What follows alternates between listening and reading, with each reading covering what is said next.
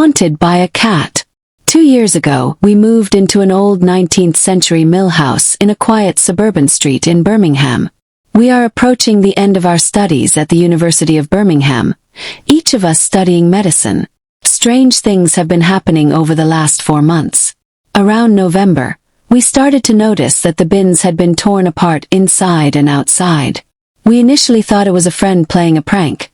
Then we thought it was a rat infestation after we started hearing scratching sounds late at night, coming from the kitchen. We thought our mystery had been solved after a few of us had spotted what we thought to be a stray cat wandering outside the house one night. For some reason, we felt uneasy having seen this cat.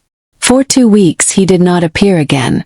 One night in December, I woke up in the middle of the night hearing scratching sounds on my door. I opened it and nothing was there.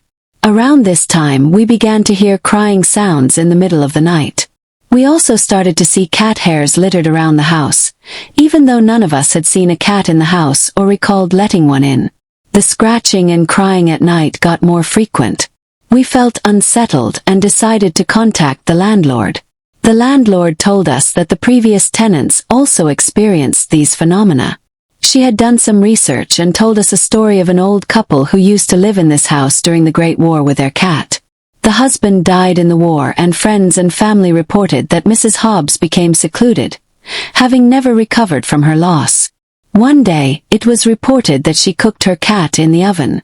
After a vile stench was smelt by the neighbors, Mrs. Hobbs was caught and put in an asylum. One night, after a late shift at the library, Alex, one of my housemates, decided to cook some food. After putting his food in the oven and starting to cook it, he heard scratches and screams coming from the oven. He quickly opened the oven, but nothing was there.